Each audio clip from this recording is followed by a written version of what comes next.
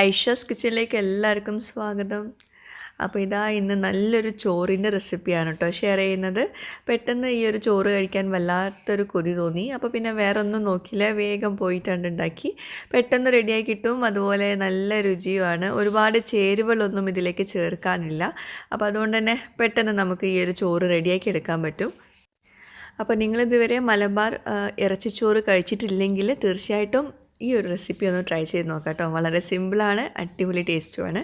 പിന്നെ നമ്മുടെ Aisha's kitchen channel ഇതുവരെ സബ്സ്ക്രൈബ് ചെയ്യാത്തവരുണ്ടെങ്കിൽ നിങ്ങൾക്ക് ഈ ചാനൽ ഇഷ്ടമാവുന്നുണ്ടെങ്കിൽ ഒന്ന് സബ്സ്ക്രൈബ് ചെയ്യണേ. അവിടെ കാണുന്ന റെഡ് സബ്സ്ക്രൈബ് ബട്ടൺ ഒന്ന് പ്രസ് ചെയ്യുക. അതിൻ്റെ കൂടെ ചെറിയൊരു ബെല്ലൈക്കൺ ഉണ്ട്, അതുകൂടെ ഒന്ന് പ്രസ് ചെയ്യുക. അപ്പോൾ ഇതുപോലെ കാണാം, ഇതിൽ ഓൾ വേണം പ്രസ് ചെയ്യാൻ കേട്ടോ. അപ്പോൾ നമുക്ക് വേഗം ഇറച്ചിച്ചോറിൻ്റെ റെസിപ്പിയിലേക്ക് പോവാം. ആദ്യം നമുക്ക് ബീഫ് ഒന്ന് റെഡിയാക്കി എടുക്കാം. അപ്പോൾ അതിനായിട്ട് ഞാൻ പ്രഷർ കുക്കർ ചൂടാക്കി എടുത്തിട്ടുണ്ട്. അതിലേക്ക് കുറച്ച് വെളിച്ചെണ്ണയാണ് ഒഴിച്ചു കൊടുത്തിട്ടുള്ളത്. അപ്പോൾ ഇത്ര വെളിച്ചെണ്ണ ഒഴിച്ചു കൊടുത്തിട്ടുണ്ട്. അപ്പോൾ അതൊന്ന് ചൂടായി വന്ന ശേഷം നമുക്കതിലേക്ക് സവാള ഒരെണ്ണം എടുത്തിട്ടുണ്ട്. ഞാൻ ഒരെണ്ണം വലുതാണ് എടുത്തിട്ടുള്ളത്. അതിങ്ങനെ കുറച്ച് വലിയ പീസാക്കിയിട്ട് കട്ട് ചെയ്തിട്ടുണ്ട്. പിന്നെ ഒരു പിടി ചെറിയ ഉള്ളി എടുത്തിട്ടുണ്ട്. അതുപോലെ 2 തക്കാളി എടുത്തിട്ടുണ്ട് കേട്ടോ. അപ്പോൾ ഇത്രയാണ് നമുക്കിതിലേക്ക് വേണ്ടത്. വല്ലാണ്ട് ചെറുതായിട്ടൊന്നും സവാള അരിയേണ്ടൊന്നും ആവശ്യമില്ല. അപ്പോൾ ഇതെല്ലാം നമ്മൾ ചെറുതായിട്ടൊന്ന് ഈ വെളിച്ചെണ്ണയിലൊന്ന് വഴറ്റിയെടുക്കുന്നുള്ളൂ. ഒരുപാട് നേരം വെച്ചിട്ട് വഴറ്റിയെടുക്കേണ്ടിയും ആവശ്യമില്ല കേട്ടോ. അപ്പം സവാള ഇട്ട് കൊടുത്തു. ഇനി നമുക്ക് 2 തക്കാളി ഇതുപോലെ ഒരു വല്ലാണ്ട് ചെറിയ കഷ്ണമാക്കിയിട്ടില്ല തക്കാളിയും. അപ്പോൾ അതും ചെറുതായിട്ടൊന്ന് വഴറ്റി കൊടുക്കുക. ശരിക്കും ഇങ്ങനെ വഴറ്റിയെടുക്കേണ്ടിയും ആവശ്യമില്ല, എല്ലാം കൂടി ഒരുമിച്ച് അത് വേവിച്ചെടുത്താൽ മതി. ഇനി ഞാൻ ഒരു 4 പച്ചമുളകും കുറച്ച് വെളുത്തുള്ളിയും കുറച്ച് ഇഞ്ചിയും ഇതെല്ലാം കൂടി ഒന്ന് ചതച്ചെടുത്തത് അതും കൂടി ചേർത്തിട്ട് ഒന്ന് വഴറ്റി കൊടുക്കുക. എല്ലാം കുറേശ്ശെ ഒന്ന് വഴറ്റിയാൽ മതി. അപ്പം തന്നെ നമുക്ക് ഇനി ഇതിലേക്ക് മസാലപ്പൊടികളൊക്കെ ചേർത്ത് കൊടുക്കാം. 1 ടീസ്പൂണ് മഞ്ഞൾപ്പൊടി, ഒരു 3-4 ടീസ്പൂണ് മല്ലിപ്പൊടി. നമ്മളെങ്ങനെയാണോ ബീഫ് ഉണ്ടാക്കുന്നത് അതുപോലെയാണ് ഞാനിപ്പോൾ ഉണ്ടാക്കുന്നത് കേട്ടോ. ബീഫിൻ്റെ ആ ഒരു മസാലക്കൂട്ടാണ് പറയുന്നത്. ഇനി അതിലേക്കൊരു 2 ടീസ്പൂണ് കാശ്മീരി മുളക് പൊടി, പിന്നെ ആവശ്യത്തിന് ഉപ്പും ചേർത്തിട്ട് വീണ്ടും ഒന്നുകൂടെ ഒന്ന് മിക്സ് ചെയ്ത് കൊടുക്കുക.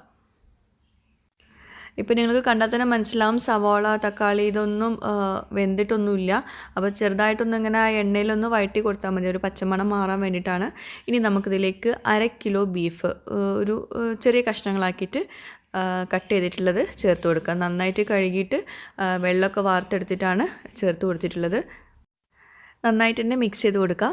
അതുപോലെ ഈ ഒരു ചോറിൻ്റെ വേറൊരു പ്രത്യേകത എന്താണെന്ന് വെച്ചാൽ നമുക്ക് കുറച്ച് ബീഫോ കുറച്ച് മട്ടനോ ഉള്ള സമയത്ത് ഉണ്ടാക്കാൻ പറ്റുന്ന നല്ലൊരു ചോറാണ്. കാരണം നമ്മൾ ബിരിയാണിയൊക്കെ ഉണ്ടാക്കുമ്പോൾ 1 കിലോ ബീഫിലേക്ക് 1 കിലോ അരിയൊക്കെ വേണ്ടേ. ഇതിപ്പോൾ 1 കിലോ അരിയിലേക്ക് നമുക്ക് 1/2 കിലോ ബീഫൊക്കെ മതിയാകും.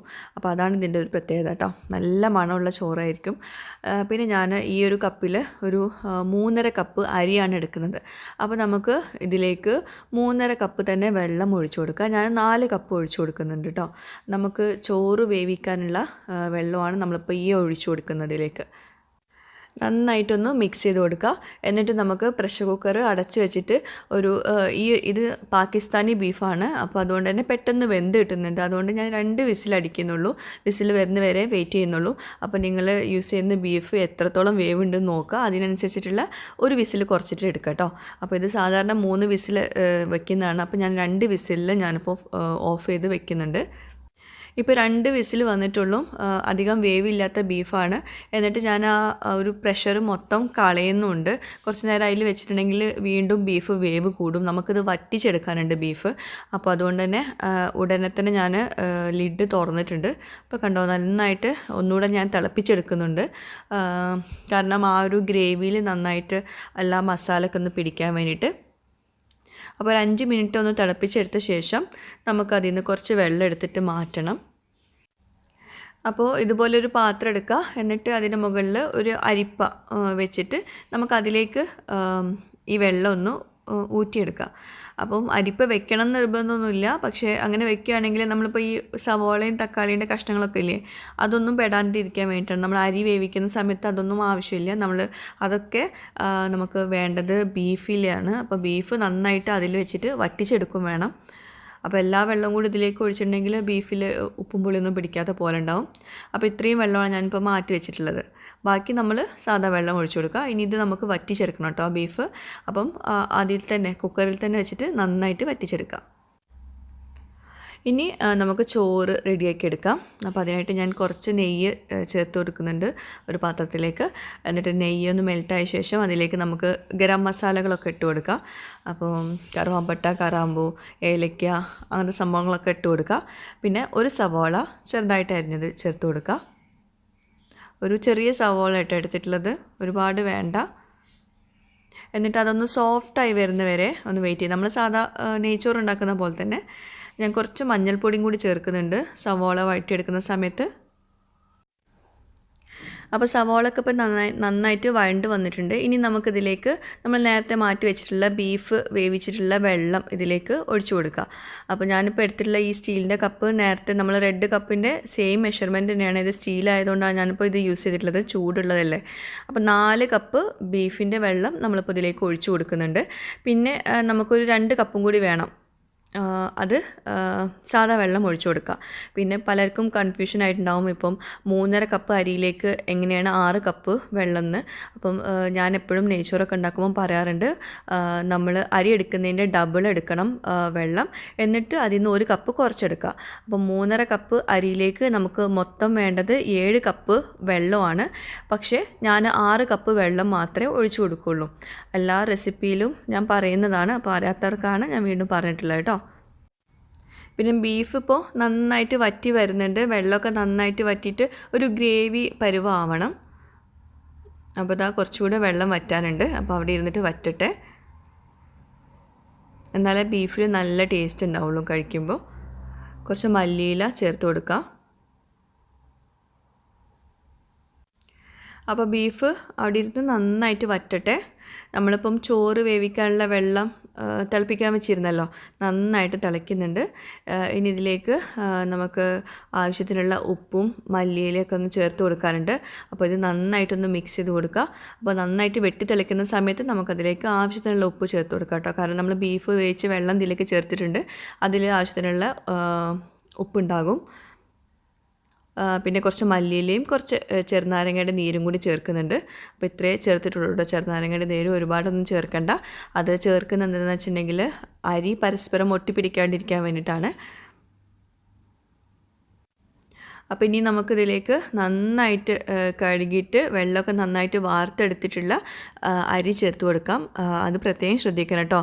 അരിയിൽ ഒട്ടും തന്നെ വെള്ളം പാടില്ല. 3.5 കപ്പ് അരിയാണ് ഞാനിപ്പോൾ ഇതിലേക്ക് ചേർക്കുന്നത്. എന്നിട്ട് നന്നായിട്ടൊന്ന് മിക്സ് ചെയ്ത് കൊടുക്കാം. പിന്നെ ഇപ്പം തന്നെ നമ്മൾ ഈ ബീഫിന് മസാല ഇതിലേക്ക് ചേർത്ത് കൊടുക്കില്ല. കുറച്ചൊന്ന് വെള്ളം ഒന്ന് വറ്റി വരട്ടെ, എന്നിട്ട് മാത്രമേ നമ്മൾ ചേർത്ത് കൊടുക്കുകയുള്ളൂ കേട്ടോ. അപ്പോൾ ചോറ് ചെറുതായിട്ടൊന്ന് വെള്ളമൊക്കെ ഒന്ന് വറ്റട്ടെ. അതുപോലെ ഞാനിപ്പോൾ ബീഫ് ഓഫാക്കി വെച്ചിട്ടുണ്ട്. ഇപ്പോൾ ദാ ഈ ഒരു ഗ്രേവിയിലാണ് ഓഫാക്കി വെച്ചിട്ടുള്ളത്. വല്ലാണ്ട് ഡ്രൈ ആക്കി എടുക്കരുത്. വെള്ളമൊക്കെ നന്നായിട്ട് വറ്റിയിട്ട് അത്യാവശ്യം തിക്കായിട്ടുള്ളൊരു ഗ്രേവി വന്നിട്ടുണ്ട്. അപ്പോൾ ഇടയ്ക്ക് ഒന്ന് ചോറ് നമ്മൾ മിക്സ് ചെയ്ത് കൊടുക്കും വേണം കേട്ടോ. ഇനി കുറച്ചുകൂടെ വെള്ളം വറ്റാനുണ്ട്. ഈ ഒരു സ്റ്റേജിലൊന്നും നമ്മൾ ബീഫ് ചേർത്ത് കൊടുക്കരുത് കേട്ടോ. നന്നായിട്ടൊന്ന് മിക്സ് ചെയ്ത് കൊടുക്കുക. ഒന്നുകൂടെ അടച്ചു വയ്ക്കാം. അപ്പോൾ അതാ കുറച്ചുകൂടെ കഴിഞ്ഞപ്പോൾ അപ്പോൾ ഈ ഒരു സ്റ്റേജിൽ എത്തിയിട്ടുണ്ട്. അതായത് കുറച്ച് വെള്ളമുണ്ട്, എന്നാലോ അരി നന്നായിട്ട് വെന്തിട്ടുമില്ല. ആ ഒരു സ്റ്റേജിലാണ് നമുക്കിതിലേക്ക് ബീഫ് ചേർത്ത് കൊടുക്കാനുള്ളത്. അപ്പോൾ നമ്മൾ നേരത്തെ വേവിച്ച് വെച്ചിട്ടുള്ള വറ്റിച്ചെടുത്തിട്ടുള്ള ബീഫ് ഇതിന് മുകളിൽ ഇങ്ങനെ സ്പ്രെഡ് ചെയ്ത് കൊടുക്കാം. ബീഫ് നല്ല ഗ്രേവിയോട് കൂടിയിട്ട് നല്ല അത്യാവശ്യം വെന്തിട്ടുള്ള ബീഫാണ്. അപ്പോൾ ഇതുപോലെ ഇങ്ങനെ പരത്തി വെച്ച് കൊടുക്കുക. ബീഫ് ഇട്ട പാടെ താഴേക്ക് പോവരുത്, ആ ഒരു പരുവത്തിലാണ് നമുക്ക് വേണ്ടത്. ഇനി ഇത് നമുക്ക് അടച്ച് വെച്ചിട്ട് ചോറ് വേവുന്ന വരെ ചെറിയ ഫ്ലെയിമിൽ നമുക്ക് കുക്ക് ചെയ്തെടുക്കാം. നമ്മൾ സാധാരണ നെയ്ച്ചോറൊക്കെ ഉണ്ടാക്കുന്ന പോലെ തന്നെ. പിന്നെ ഞാൻ കറക്റ്റായിട്ടുള്ള സമയം പറയാത്തത്, പല അരിക്കും പല വേവുമാണുള്ളത്. അപ്പോൾ അതുകൊണ്ട് അത് പറഞ്ഞിട്ട് കാര്യമില്ല. ഇപ്പം വെള്ളമൊക്കെ നന്നായിട്ട് വറ്റിയിട്ടുണ്ട്, കുറച്ചുകൂടെ വറ്റാനുണ്ട്. അപ്പോൾ ആ ഒരു സ്റ്റേജിൽ നന്നായിട്ട് വറ്റിയ സമയത്ത് മിക്സ് ചെയ്യാറുണ്ട്. കുറച്ചുകൂടെ വെള്ളം വറ്റുന്ന ഈ ഒരു സ്റ്റേജിൽ നമുക്ക് ഇതെല്ലാം കൂടി ഒന്ന് നന്നായിട്ടൊന്ന് മിക്സ് ചെയ്ത് കൊടുക്കാം. ഇതിപ്പോൾ ഞാൻ പറയുമ്പോൾ നിങ്ങൾക്ക് വലിയൊരു പ്രോസസ്സായിട്ട് തോന്നും, പക്ഷേ നിങ്ങൾക്ക് ചെയ്യുന്ന സമയത്ത് നിങ്ങൾക്ക് തന്നെ മനസ്സിലാവും എങ്ങനെയാണ് ചെയ്യേണ്ടതെന്നുള്ളത് കേട്ടോ. അപ്പോൾ അതാ ഇങ്ങനെ നന്നായിട്ടൊന്ന് ലെവൽ ചെയ്ത് കൊടുത്തിട്ട് അടച്ച് വെച്ചിട്ട് ആ വെള്ളം കൂടി ഒന്ന് വറ്റുന്ന വരെ, നമ്മൾ സാധാരണ നെയ്ച്ചോറ് ഉണ്ടാക്കുന്ന പോലെ ആ ഒരു പരുവം ആവുന്ന വരെ അടച്ച് വയ്ക്കാം. അപ്പോൾ ഇതാ നമ്മുടെ ഇറച്ചിച്ചോറ് റെഡി ആയിട്ടുണ്ട്. നമുക്കിത് മിക്സ് ചെയ്ത് കൊടുക്കാം. ചൂടോട് കൂടിയിട്ട് മിക്സ് ചെയ്യാണ്ടിരിക്കുകയാണ് ഏറ്റവും നല്ലത്. വെള്ളമൊക്കെ നന്നായിട്ട് വറ്റിയിട്ട് അടിഭാഗമൊക്കെ നന്നായിട്ട് കറക്റ്റായിട്ട് വന്നിട്ടുണ്ട്. സാധാരണ നെയ്ച്ചോറിൻ്റെ ഒക്കെ ആ ഒരു ടെക്സ്ചർ വന്നിട്ടുണ്ട്.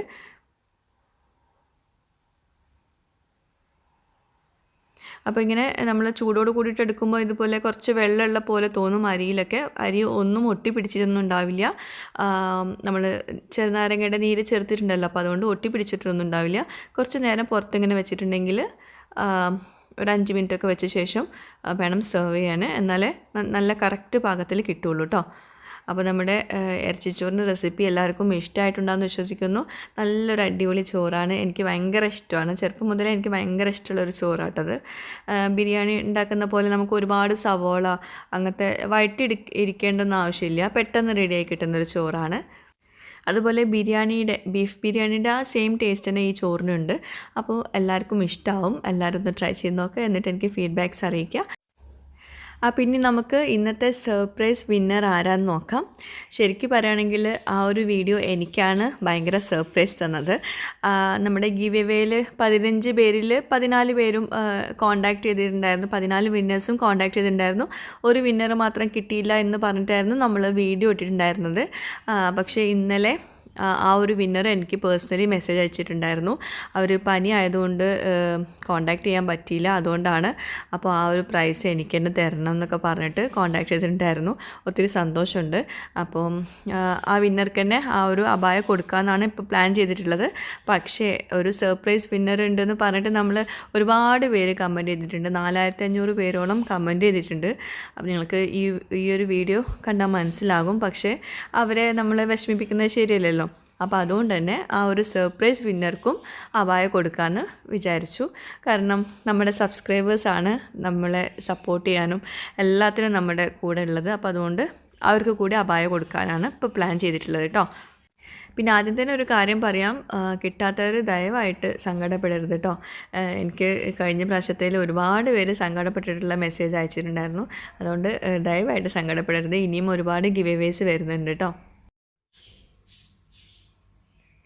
അപ്പോൾ നമുക്ക് ആ സർപ്രൈസ് വിന്നർ ആരാന്ന് നോക്കാം.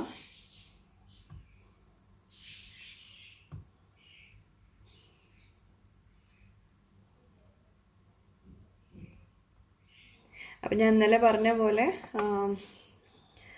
ഒരു ദിവസത്തേക്ക് മാത്രമായിട്ടായിരുന്നു നമ്മൾ സർപ്രൈസ് വിന്നറെ സെലക്ട് ചെയ്യുമെന്ന് പറഞ്ഞിട്ടുണ്ടായിരുന്നത്. അപ്പോൾ ഇതാണ് ആ ഒരു വീഡിയോ. അറിയാത്തവർക്കായിട്ടാണ് കേട്ടോ പറയുന്നത്. അപ്പോൾ ഇതിൽ വന്നിട്ടുള്ള കമൻസിൽ നിന്നാണ് നമ്മൾ ആ ഒരു വിന്നറെ സെലക്ട് ചെയ്യുന്നത്.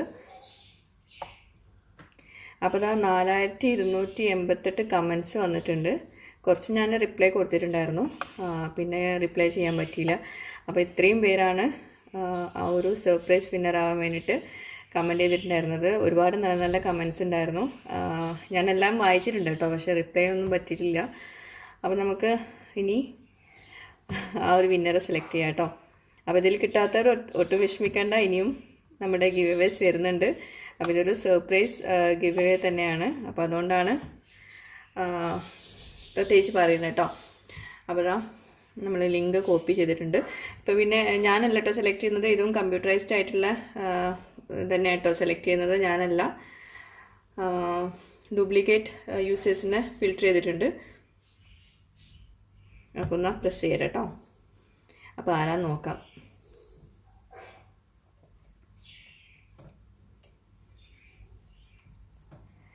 ആയിരത്തി 400 കമൻസായി. 2200 കമൻസ് വന്നിട്ടുണ്ട്.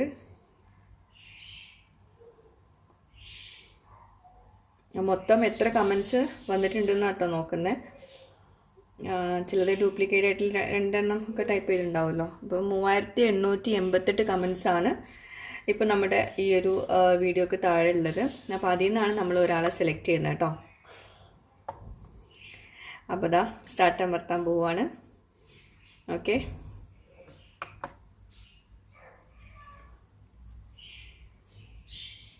ആരായിരിക്കും ആ ഒരു വിന്നർ? ജാസ് 80. ഓക്കെ, അപ്പോൾ കൺഗ്രാസ് ജാസ്. ശരിക്കുള്ള പേര് എന്താണെന്ന് കൊടുത്തിട്ടില്ല. അപ്പോൾ ഇതാണ് അവരുടെ യൂട്യൂബ് നെയിം. അപ്പോൾ എത്രയും പെട്ടെന്ന് ജാസ് 80 നിങ്ങൾ ഏത് യൂട്യൂബ് നെയിമിൽ നിന്നാണോ ഈ ഒരു കമൻറ്റ് ഇട്ടത് അതിൽ നിന്ന് തന്നെ കമൻറ്റ് ചെയ്യുക. ഈ ഒരു വീഡിയോക്ക് താഴെ കമൻറ്റ് ചെയ്യുക. പിന്നെ എൻ്റെ വാട്സപ്പ് നമ്പറിൽ നിങ്ങളെ കോൺടാക്റ്റ് അഡ്രസ്സ് അയച്ചു തരാം കേട്ടോ. എത്രയും പെട്ടെന്ന് തന്നെ ചെയ്യട്ടോ. ഇന്ന് തന്നെ ചെയ്യാൻ പറ്റുമെങ്കിൽ പെട്ടെന്ന് ചെയ്യുക. അപ്പോൾ വേറെ നല്ലൊരു അടിപൊളി വീഡിയോയുമായിട്ട് വരുന്നവരേക്കും ബൈ. Thank you.